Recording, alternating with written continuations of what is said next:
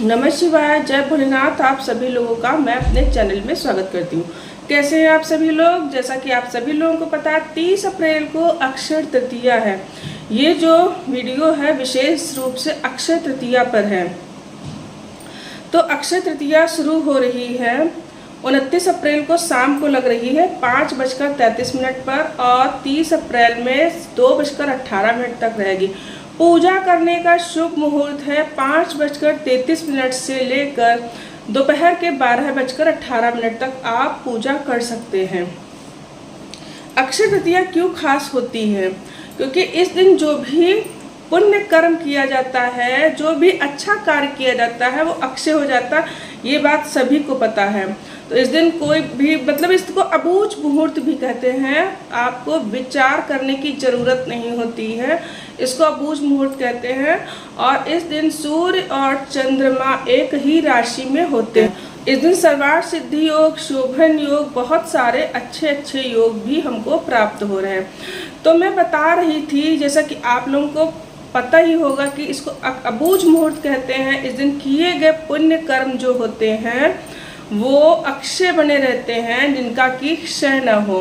तो आप चाहो तो अक्षय तृतीया का व्रत भी रह सकते हो, क्योंकि सबसे पहले मैं व्रत की बात करूंगी, फिर मैं दान। देखिए, अगर जो आप ये वीडियो पूरी देखेंगे तो आपके लिए बहुत ही लाभकारी वीडियो सिद्ध होने वाली। अगर जो आप इसको स्किप करेंगे तो इसमें आपका ही नुकसान है। तो इसीलिए आप इसको स्किप ना करके पूरा वीडियो को देखिएगा। पहले मैं व्रत की बात करूंगी। तो इस दिन व्रत भी रखा जाता है, मैं भी व्रत रखती हूँ। और जिन विवाहित महिलाओं के जीवन में कलह रहता है, ससुराल पक्ष में पति साथ नहीं देते हैं, पति उनका ध्यान नहीं रखते हैं, तो आप भी अक्षय तृतीया का व्रत रख सकती हैं। तो साल की जो कुछ तीज तिथि होती है जो कि बहुत खास होती है। तो माता का जो सबसे प्रिय जो व्रत है, जैसे नवरात्रि व्रत है, सबसे प्रिय व्रत है, तो उसी के बराबर माता को तृतीया का व्रत भी पसंद है। तो तृतीया का व्रत जिनके ससुराल में कलह रहती है, पति से जिनको सम्मान नहीं प्राप्त होता, प्रति ध्यान नहीं देते हैं, तो वो बहनें जो हैं अक्षय तृतीया का व्रत रख सकती हैं। इसका बहुत ही पॉजिटिव रिजल्ट मिलता है। जैसे कि चैत की तृतीया हो गई, अगर जो पूरी आप साल की शुक्ल पक्ष की तृतीया नहीं रह सकती हैं, जो मेन होती हैं वो रह सकती है। जैसे कि ये भी वैशाख माघ महीने की मैं बात करूँ तो उसको गौरी तीज कहते हैं।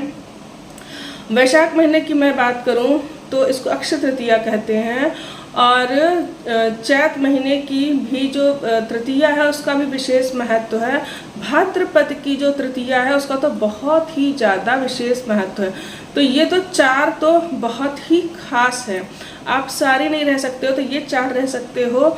माता देवी भागवत पुराण में लिखा हुआ है कि जिस तरह माता को नवरात्र का व्रत पसंद है, उसी के बराबर तीज के व्रत का भी बहुत ज़्यादा महत्व है। उसी के बराबर अगर जो कोई व्रत है, तो ये देवी से जब प्रश्न पूछा गया कि कोई और ऐसा व्रत बताइए जिससे आपकी प्रसन्नता हम प्राप्त कर सके, तो माता इसका उत्तर देती हैं कि नवरात्र के व्रत के बराबर मुझे तृतीया का व्रत भी पसंद है। आप चाहो तो पूरे साल की तृतीया का व्रत भी उठा सकते हैं, और नहीं उठा सकते तो ये जो चार तिथि मैंने बताई है, माघ की बताई है और चैत की बताई है और ये वैशाख महीने की बताई है, भाद्रपद महीने की बताई है, इनका व्रत तो आपको अवश्य रहना चाहिए अगर जो कोई समस्या है वैवाहिक जीवन में। ये हो गई व्रत की बात। और अगर जो आप व्रत रहते हैं तो उसका फल भी अक्षय रहने वाला है। व्रत रहकर दान पुण्य करते हैं, सुहाग की सामग्री हो गई, साड़ी हो गई, या जो भी कुछ आप दान करना चाहते हैं। जैसे कि वैशाख का पवित्र महीना चल रहा है, भगवान को बहुत ज़्यादा ये महीना अति प्रिय है, तो आप इस महीने में जल का दान विशेष रूप से किया जाता है। जल का दान आप कर सकते हो, तो जल से भरा हुआ गड़े का दान अवश्य ही करना चाहिए। और अब दान की ही मैं बात करूँगी। ये तो मैंने व्रत की बात की, अब दान की ही मैं बात करूँगी। तो दान आप जल का कर सकते हैं। और सबसे पहले बात कर लेते हैं, सोना बहुत से लोग खरीदते हैं। सोने में माता लक्ष्मी का वास बताया जाता है, इसलिए सोना इस दिन खरीद कर लाया जाता है। आप चाहो तो सोना ला सकते हो, लेकिन आजकल के समय में सोना थोड़ा खरीदना मुश्किल हो गया है। तो इतना महंगाई हो गई है, तो आप चाहो तो आपका जैसा बजट हो आप सोना ला सकते हो। नहीं सोना खरीद सकते, थोड़ी हल्दी खरीद कर ले आइए, चने की दाल ले आइए, चांदी खरीद लीजिए, ठीक है। चांदी की धातु भी खरीदना अच्छा होता है, आप चाहो तो चांदी भी खरीद सकते हो। और ये रही खरीदारी की बात हो गई। और अब दान की बात करते हैं। जैसे कि दान आप क्या कर सकते हैं कि आपका जो पुण्य है वो अक्षय बना रहे। तो दान की बात मैं अगर जो करूं तो आप जैसे कि मैंने पहले बता चुकी हूँ, हल्दी कर सकते हैं, चीनी कर सकते हैं, जल का दान कर सकते हैं, सुहाग की सामग्री का दान कर सकते हैं, स्वर्ण दान कर सकते हैं, अन्न का दान कर सकते हैं, वस्त्र का दान कर सकते हैं, श्रम का दान भी कहीं पे कर सकते हैं, किसी की मदद करके। जैसे कि आपके अड़ोस पड़ोस में कहीं भी कोई बहुत ही नीडी पर्सन है जिसको आपकी ज़रूरत है, वो लाचार है, तो आप उसको दवाई करा सकते हो, आप उसकी सेवा कर सकते हो, आप उसकी मदद कर सकते हो। तो ये सबसे बड़ा दान, मेरी नज़र में सबसे बड़ा दान यही है। अगर जो आप किसी की मदद करते हो तो सबसे बड़ा दान यही है, ठीक है। और किसी की सेवा करना ये सबसे बड़ा दान होता है। आप पक्षियों के लिए छत पे जल रख सकते हो, कितना गर्मी पड़ रहा है आप लोगों को पता है, तो आप पक्षियों के लिए जल रखिए। मैं तो भाई रखती हूँ और इसीलिए मैं आप लोगों से कह रही हूँ, मैं दान भी करती हूँ। जो मैंने दान बताए हैं मैं दान भी करती हूँ और मैं जल वगैरह भी रखती हूँ। आप अपने घर के बाहर एक सीमेंट का बनवा के उसमें जल भर सकते हैं, उसमें गाय के लिए भी जल की व्यवस्था कर सकते हैं। ये छोटे छोटे जो कार्य हैं, ये इसका जो आज आप करोगे तो ऐसा नहीं है कि आपको तुरंत कोई रिजल्ट मिल जाएगा, ऐसा नहीं होता। आप जब खेत में भी कोई बीज डालते हैं उसको भी फसल बनने में, वृक्ष बनने में समय लगता है। तो जब हम कोई भी, जैसे कि हमारे पर मुसीबत कभी आती है और हम बच जाते हैं, साफ बच निकलते हैं, दुर्घटना होती है साफ बच निकलते हैं, ऐसा लगता है कोई झटका सा लगा हो, तो ये हमारा दान कर्म जो होता है, जो पुण्य कर्म जो हम करते हैं, यही आकर सामने खड़ा हो जाता है और यही हमारी रक्षा करता है, हमारे परिवार की, हमारे बच्चों की यही रक्षा करता है। तो अवश्य करिए दान। ये कोई ज़रूरी नहीं है कि आप सोना ही खरीदें। छोटे छोटे जो मैंने दान बताया आप ये भी दान कर सकते हैं। गौशाला में चले जाइए, वहाँ पर गाय के लिए कुछ अच्छी सी व्यवस्था कर दीजिए, उनके खाने के लिए व्यवस्था कर दीजिए। और आपके, मैं बता चुकी, पड़ोस में कोई ऐसा है जो बीमार है, जो खुद से कुछ कर नहीं सकता, आप उसकी सेवा के लिए कुछ थोड़ा सहयोग कर दीजिए, दवाई वगैरह ला दीजिए। और पक्षियों के लिए जल की व्यवस्था, गाय के लिए बाहर जल की व्यवस्था कर दीजिए।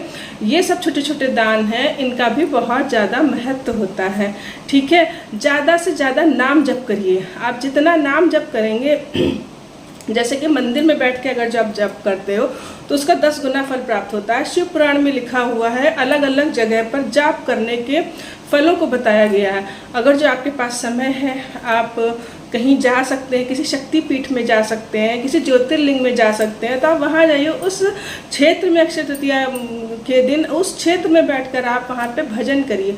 भजन से मेरा मतलब है कि आप भगवान का नाम लीजिए, गुरु मंत्र का नाम लीजिए, जो आपके गुरु ने दिया हुआ है उस मंत्र को आप जपिए। जो भी आपका देवी या देवता से प्रेम है, जिसको आप चाहते हो, उसका मंत्र जपिए, माला करिए, खूब ज़्यादा से ज़्यादा जप करिए, ठीक है। तो ये बहुत अच्छी चीज़ होती है। ये देखिए, जो मैं पर्सनली खुद करती हूँ, मैं वही आप लोगों को बता रही हूँ, वही मैं आप लोगों को सजेस्ट कर रही हूँ। आपको ऐसा ही करना चाहिए। अगर जब बाहर नहीं जा सकते, मंदिर में जाकर हनुमान चालीसा का पाठ कर लीजिए, बजरंग बाण का पाठ कर लीजिए, सुंदरकांड कर लीजिए। तो ये सारे आप पाठ कर लीजिए। जिस भगवान से प्रेम है, मंदिर में बैठ के वहाँ पे जाप करिए, घर में बैठ कर गुरु मंत्र का जाप करिए, ध्यान करिए, सुमिरन करिए।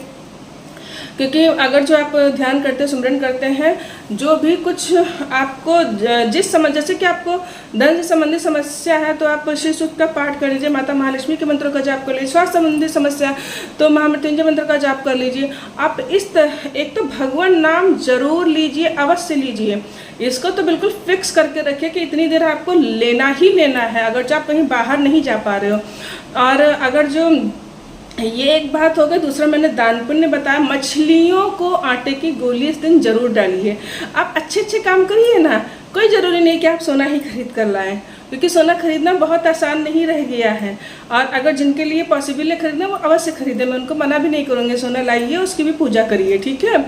और आप ये सब कार्य करके देखिए, आपको कितना अच्छा लगेगा। और अगर जो आपके पास और अच्छी व्यवस्था है पैसों की, तो कोई लंगर लगवा दीजिए, भंडारा करवा दीजिए इस दिन। और भंडारा करवा, जल का जो नहीं होता है शरबत, मीठे पानी का शरबत, वो बंटवा दीजिए। अच्छा, अगर जो ये भी नहीं कर सकते तो क्या कर सकते हैं, आटे में थोड़ा सा चीनी डालिए, आटा ले लीजिए, चीनी डालिए, चींटियों को जो है चले जाइए थोड़ा सा जहाँ पे कच्ची ज़मीन होती है वहाँ पे चींटियों को ही डाल दीजिए। तो जब चींटियाँ जब ये खाएंगी, तो आपको पता है कि हर प्राणी में भगवान का वास होता है, चींटियाँ वो आपका अन्न खाएंगी, तो इसका भी पुण्य आपके रजिस्टर में, खाते में लिख जाएगा। तो छोटे छोटे कामों से भी पुण्य इकट्ठा किया जा सकता है।